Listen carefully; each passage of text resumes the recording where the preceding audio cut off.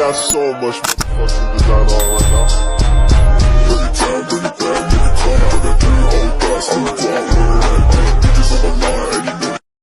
Assalamualaikum warahmatullahi wabarakatuh. Kembali lagi dengan saya Muhammad Aka Rosid. Pada pembahasan kali ini saya akan membahas sedikit tentang VLAN trunking. Nah, di sini ada beberapa bagian atau beberapa daftar pembahasan, yaitu ada 7. Yang pertama ada pengertian dan fungsi VLAN. Lalu yang kedua ada allowed trunk, protokol trunking, dynamic trunking protokol, target and anti-jet, native VLAN, dan yang terakhir ada perbedaan switch layer 2 dan switch layer 3. Nah, di sini ada VLAN. VLAN itu singkatan dari Virtual Local Area Network. Nah, VLAN ini adalah teknik untuk membagi satu switch fisik menjadi beberapa jaringan logis yang terpisah. Sehingga VLAN memungkinkan administrator untuk melakukan segmentasi jaringan berdasarkan faktor-faktor seperti fungsi, tim, atau aplikasi, tanpa memperhatikan lokasi fisik pengguna atau perangkat. Nah, jadi fungsi VLAN ini dapat kita analogikan seperti kita berada di sebuah perusahaan. Nah, perusahaan tersebut terdapat 3 divisi. Di divisi ketiga, itu memerlukan 3 perangkat yang saling terhubung. Nah, misal, divisi pertama ada 3 PC. Lalu di divisi kedua ada 5 PC. Dan divisi ketiga itu ada 10 PC. Nah, di masing-masing divisi itu harus saling terhubung. Untuk saling menghubungkannya, kita dapat menggunakan switch. Nah, daripada kita menggunakan 3 switch, kita dapat menggunakan satu pembagian atau menggunakan satu perangkat switch saja. Agar ketiga divisi itu tanpa adanya bentrok data.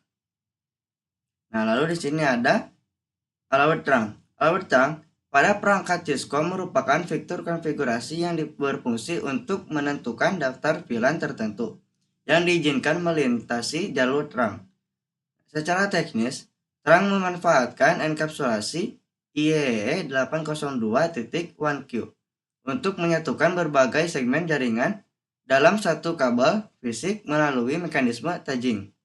Nah, dengan membatasi VLAN yang diperbolehkan lewat, administrator dapat mengoptimalkan penggunaan bandwidth dengan mencegah traffic yang tidak relevan. Nah, sekaligus memperketat keamanan jaringan melalui kontrol akses yang lebih spesifik dan teratur. Nah, jadi fungsi allowed trunk ini untuk kita dapat membatasi akses VLAN yang tidak kita perlukan. Jadi, jika ada jaringan yang kita tidak perlukan, kita dapat membatasi jaringan tersebut agar tidak masuk ke jaringan yang kita butuhkan atau ke jaringan yang kita gunakan. Nah, lanjut di sini ada protokol trunking. Nah, dalam protokol trunking terdapat 2 jenis enkapsulasi utama, yaitu ISL dan IEE. ISL adalah singkatan dari Inter-Switch Link, merupakan protokol proprietary milik Cisco yang kini sudah dianggap usang dan tidak lagi digunakan pada infrastruktur modern.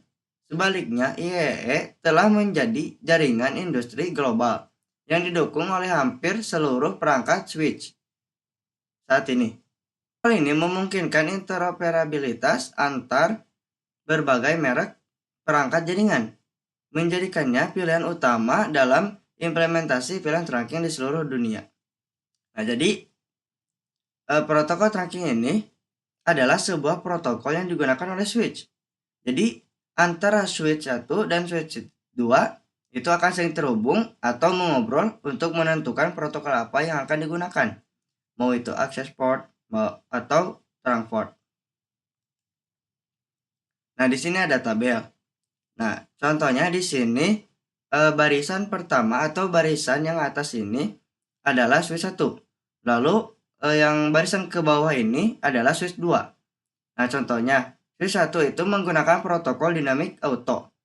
Sama dengan switch 2 itu menggunakan dynamic auto. Maka otomatis akan akses.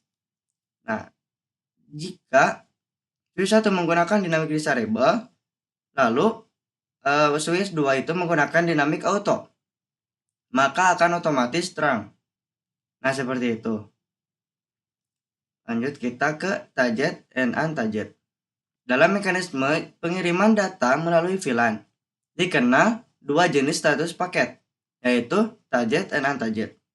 Paket target adalah data yang telah disisipi label VLAN ID sesuai standar YEE yang umumnya diterapkan pada jalur terang untuk menghubungkan antar switch atau router. Sebaliknya, paket untarget adalah data tanpa label yang biasanya digunakan pada akses port untuk menghubungkan perangkat akhir seperti PC atau printer. Nah, pada kondisi untarget, switch akan secara otomatis mengarahkan lalu lintas data ke VLAN tertentu berdasarkan konfigurasi VVID atau port VLAN ID yang telah ditentukan. Nah, jadi perbedaan antara target dan untarget ini, kalau target itu berlabel atau identitasnya diketahui. Kalau untarget itu tidak berlabel. Nah, di sini lanjut kita ke native VLAN. Native VLAN adalah sebuah segmen khusus pada jalur terang yang dirancang untuk menangani lalu lintas data tanpa label atau untarget. Sesuai standar YEE, ketika sebuah switch menerima paket data tanpa tag VLAN pada jalur terang, paket tersebut secara otomatis akan diarahkan ke native VLAN yang telah ditentukan. Contoh di sini, data yang pakai tag VLAN maka akan masuk ke VLAN sesuai tag. Nah, jika ada data yang tidak pakai tag, maka otomatis akan masuk ke native VLAN. Nah, lanjut di sini perbedaan switch layer 2 dan switch layer 3. Perbedaan utama antara switch layer 2 dan layer 3 terletak pada fungsi dan lapisan operasionalnya dalam model OSI. Switch layer 2 beroperasi pada data link layer dan menggunakan MAC address untuk meneruskan data hanya dalam satu jaringan lokal atau local area network. Sebaliknya, switch layer 3 beroperasi hingga network layer, memungkinkannya menggunakan IP address untuk melakukan routing antar jaringan atau inter-VLAN routing. Nah, jika switch layer 2 berfungsi sebagai jembatan sederhana antar perangkat, maka switch layer 3 bertindak sebagai perangkat cerdas yang mampu menggabungkan fungsi switch dan router untuk mengelola lalu lintas data yang telah kompleks dan luas. Nah, setelah itu kita akan mengimplementasikannya di aplikasi Cisco Packet Tracer. Kita akan masuk dulu ke aplikasi Cisco Packet Tracer. Nah, kita sudah masuk ke aplikasi Cisco Packet Tracer. Yang pertama, kita akan menambahkan topologi jaringan sederhana, yaitu dengan menggunakan satu switch dan 4 PC.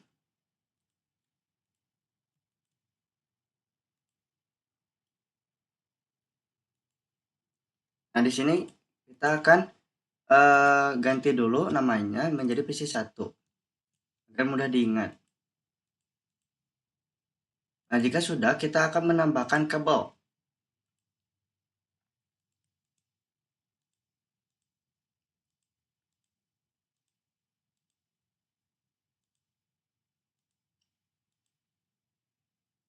Lalu kita akan memberikan label atau tanda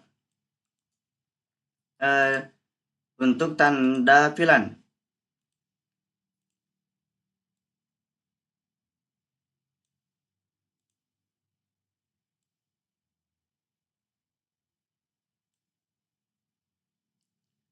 Lalu sama di sini juga.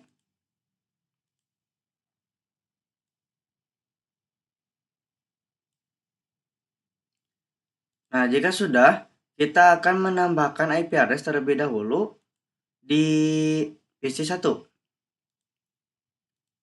Kita akan menambahkan IP address, masuk ke desktop configuration, lalu masukkan IP address 192.168.1.1.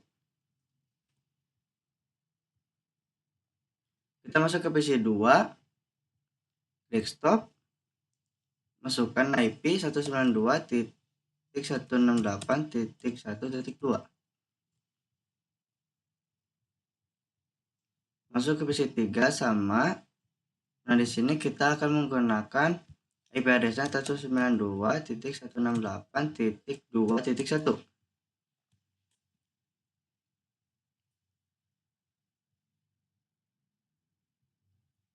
Ini juga sama PC 4 192.168.2.2. Nah, jika sudah, kita akan konfigurasi VLAN atau menambahkan VLAN.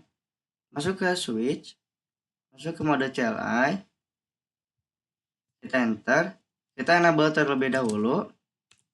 Nah, kita masuk ke global configuration mode dengan cara configure terminal. Lalu kita masukkan VLAN. Kita akan menggunakan VLAN 10 dan VLAN 20 contohnya. Kita masukkan VLAN 10. Nah, lalu kita akan memberikan nama name VLAN 10. Lalu kita akan menambahkan VLAN 20. Kasih nama VLAN 20. Contoh. Nah, setelah itu kita akan memasukkan VLAN 10 ini ke label yang sebelah kiri atau ke label yang berwarna biru dengan cara interface range FA. Di sini kita lihat FA 01 dan maaf dan FA 02. FA 0/1 sampai 2. Kita enter. Lalu kita akan masukkan kita akan masukkan VLAN yang ada di switch ini dengan cara switch port mode access. Lalu sama switch port access, masukkan VLAN 10. Nah, lalu kita akan menambahkan VLAN 20 ini ke label yang sebelah kiri kanan atau label yang berwarna kuning. Dengan cara sama seperti tadi, interface terlebih dahulu, interface range A 0/3 sampai 4. Enter. Lalu kita akan masukkan switch mode access. Nah, switch lagi, access, masukkan VLAN. VLAN-nya VLAN 20. Nah, apakah VLAN ini sudah masuk? Kita akan lihat terlebih dahulu dengan cara do show VLAN brief. Nah, di sini VLAN-nya sudah masuk, VLAN 10 dengan nama VLAN 10, VLAN 20, VLAN 20. Nah, sudah masuk di sini. Lalu kita akan membuat ke allow trunk. Lalu sama seperti yang tadi, kita akan menambahkan satu switch. Lalu 4 PC.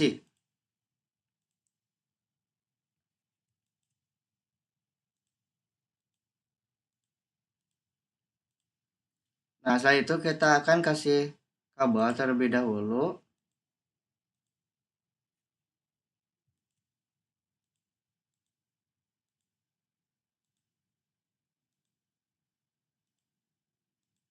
Nah, jika sudah, kita akan memberikan label seperti yang switch 1 atau switch 0.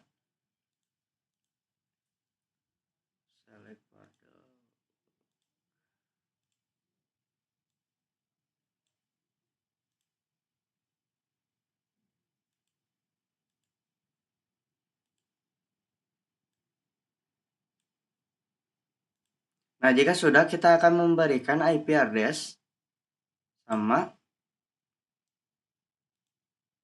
Nah, di sini masuk ke PC 5.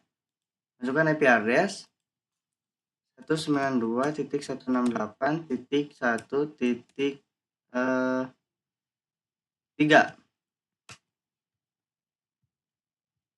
Sama di sini masuk ke PC6 desktop IP configuration, masukkan IP 192.168.1.4. Nah, jika sudah, kita akan masuk lagi ke PC yang 7. Masukkan yang sama IP-nya 192.168.2.3. Sama seperti label yang kuning. Nah, lalu di sini kita akan masukkan IP-nya sama 92.168.2.4. Nah, jika sudah menambahkan IP, lalu kita akan menambahkan VLAN sama seperti di switch 0. Masuk ke mode CLI, kita enter terlebih dahulu, masuk enable, configure terminal, lalu kita masukkan VLAN, kita menggunakan VLAN 10, kasih nama VLAN 10, lalu VLAN 20. Nah, untuk menambahkan VLAN itu menggunakan spasi, namun jika kita menambahkan nama tidak menggunakan spasi. Nama VLAN 20. Nah, lalu kita akan memasukkan sama seperti tadi, memasukkan VLAN 10 ke label yang sebelah kiri atau label yang berwarna biru. Caranya interface range FA. Di sini kita menggunakan 0/1 sampai 2. Lalu setelah itu kita akan masuk ke mode switch, mode access. Sini masuk switch access, masukkan VLAN 10. Nah, lalu setelah itu kita akan memasukkan VLAN 20 ke label yang warna kuning atau label yang sebelah kanan. Caranya kita masukkan interface terlebih dahulu, range FA. Di sini 0/3 sampai 4. Kita enter, masuk ke mode switch, mode access. Lalu switch port access, masukkan VLAN 20. Nah, apakah sudah masuk? Kita akan lihat terlebih dahulu. Do show VLAN brief.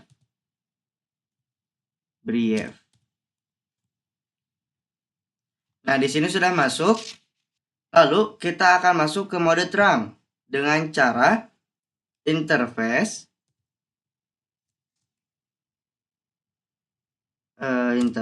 FA, masukkan port atau FA masing-masing switch.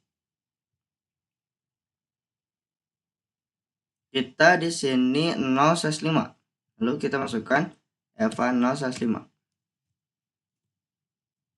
Setelah itu kita masuk ke mode switch, mode terang. Nah, di sini sudah masuk. Lalu kita akan memasukkannya lagi di di sini interface FA. Di sini 0/5. Sama seperti tadi, interface FA 0/5. Lalu kita masukkan switch port mode terang.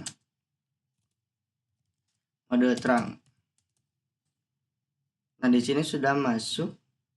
Lalu kita akan mencoba ngeping terlebih dahulu apakah bisa dari PC1 ke PC5 masing-masing VLAN 10. Nah, bisa. Lanjut kita akan dari PC1 ke PC3 dulu. Nah, di sini valid karena berbeda VLAN. Nah, sama di sini juga kita akan masukkan PC3 ke PC7. Nah, successful.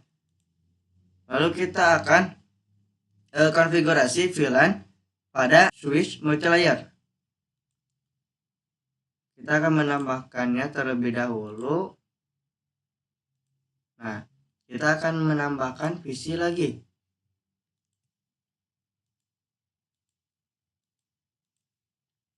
Lalu kita akan kasih kabel.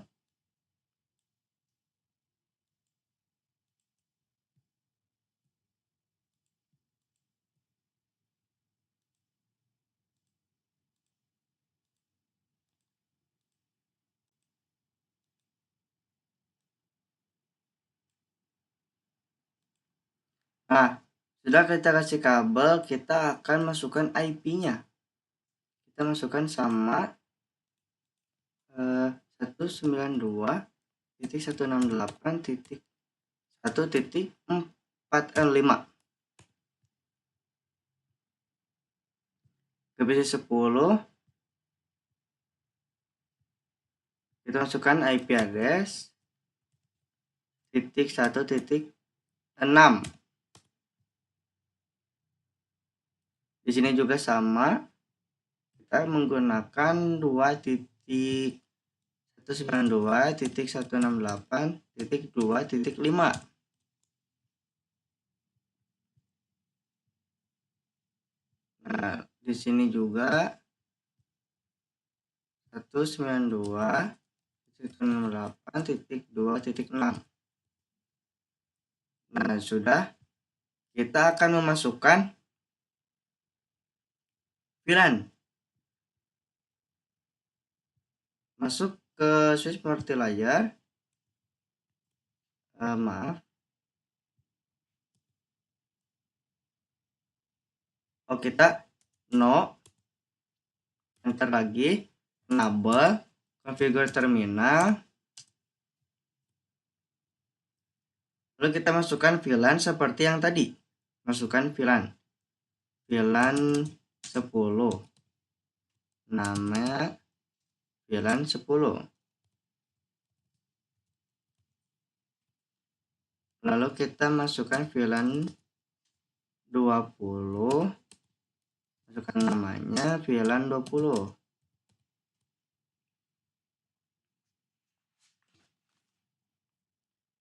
Nah, kemudian kita trunking seperti tadi, namun berbeda caranya di bagian akhir. Sedikit berbeda caranya di bagian akhir.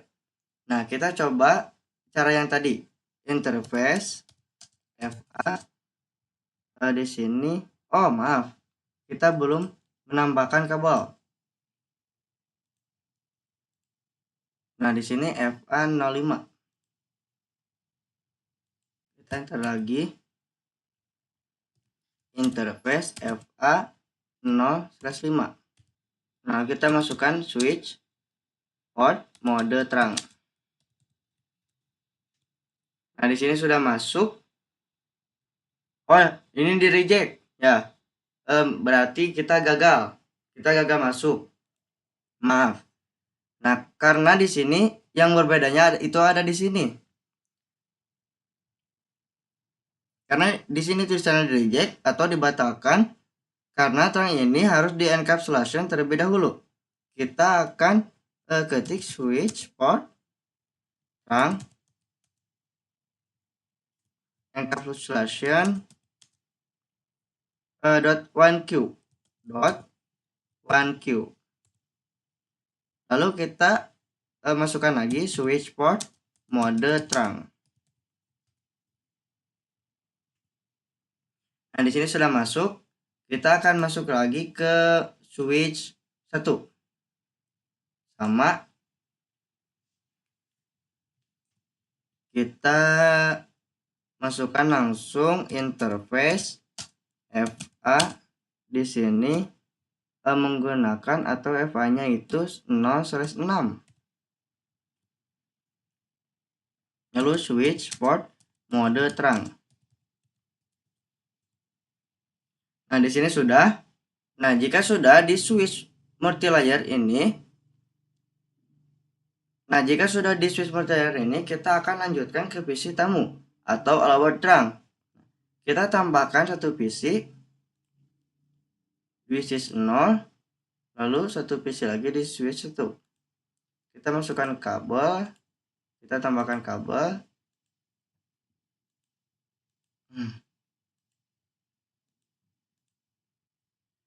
Lalu kita akan memasukkan IP-nya terlebih dahulu.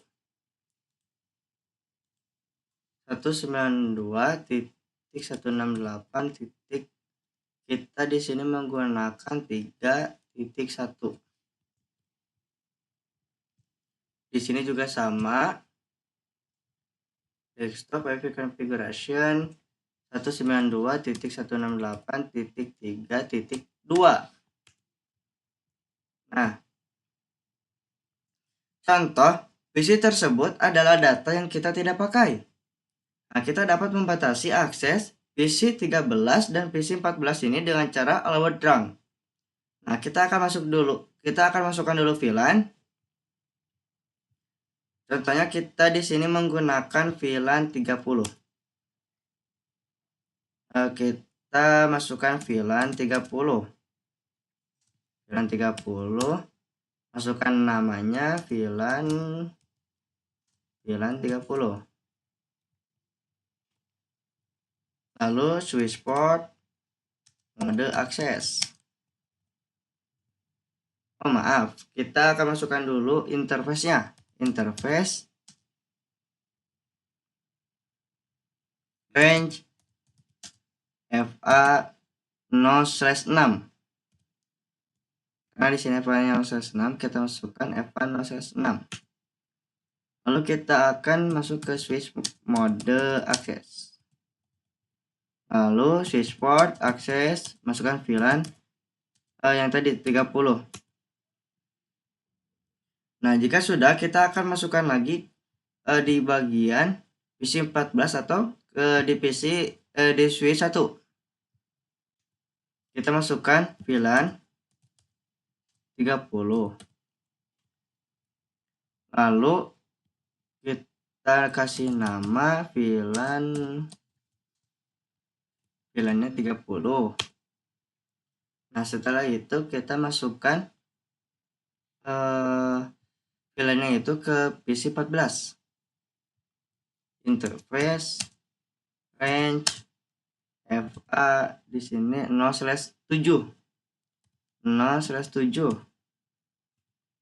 Kita masuk ke switch port mode akses.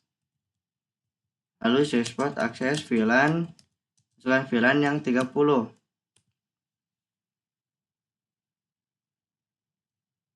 Kita akan lihat terlebih dahulu apakah sudah masuk dengan cara do show VLAN brief. Nah, di sini sudah masuk. Kita akan cek lagi di sini apakah sudah masuk. Do show VLAN brief.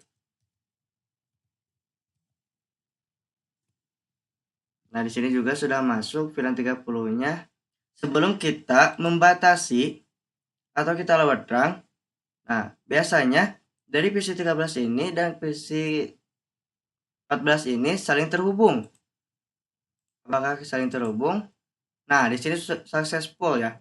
Kita akan membatasi PC ini agar tidak saling terhubung, agar tidak berkeliaran datanya.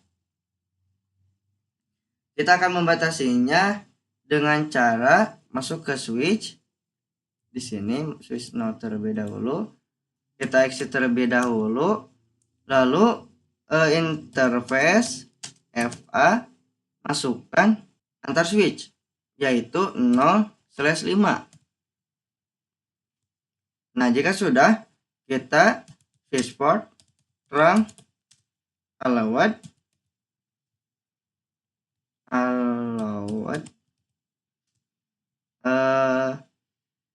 VLAN. Nah, di sini kan yang 13 sama 14 itu menggunakan VLAN 30. Nah, di sini saya akan menghubungkan atau membiarkan VLAN 10 dan 20 ini agar saling terhubung. Dengan cara di sini masukkan VLAN-nya VLAN 10,20. Nah, agar saling terhubung.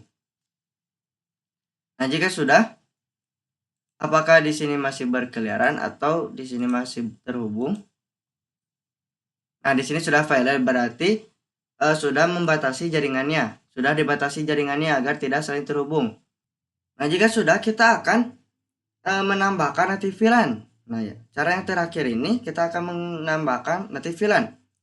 Nah, cara melihat native VLAN itu di sini kita exit terlebih dahulu. Lalu kita akan melihatnya terlebih dahulu. Apakah VLAN-nya masih do show interface trunk. Nah, di sini native VLAN-nya itu masih 1. Nah, kita akan menggunakan native VLAN-nya itu 9 contohnya 999. Dengan cara kita akan masukkan interface, kita akan gantinya, maksudnya kita akan ganti dengan 99. Interface FA di sini 0/5. Lalu kita akan masuk ke switch port trunk, kita masukkan trunk native VLAN, kita ketik 99. Nah, apakah sudah? Kita akan masuk lagi ke switch 0, sama seperti tadi. Kita akan gantinya dengan cara kita exit terlebih dahulu. Maaf, salah. Nah, kita akan masukkan ke interface, kita akan gantinya interface FA 0/ maaf. Di sini masukkan interface FA 0/5. Lalu kita akan mengganti VLAN-nya itu masih 1. Kita akan mengganti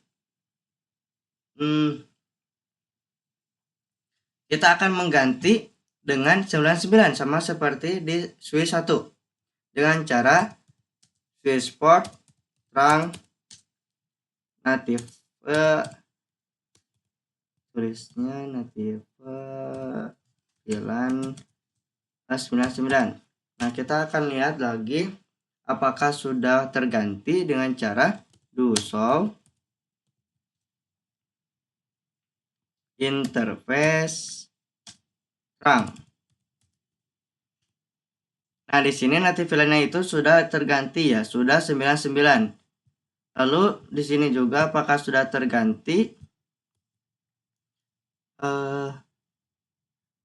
dengan cara do show interface trunk. Nah, di sini sudah terganti bahwa native VLAN-nya itu sudah terganti menjadi 99 dengan menjadi 99. Nah, mungkin hanya itu yang dapat saya sampaikan di materi pada kali ini, yaitu mengimplementasikan VLAN trunking. Nah, demikian yang dapat saya sampaikan, kurang lebihnya mohon dimaafkan karena saya masih dalam tahap belajar. Mohon maaf apabila terdapat kesalahan. Terima kasih atas perhatian teman-teman. Assalamualaikum warahmatullahi wabarakatuh.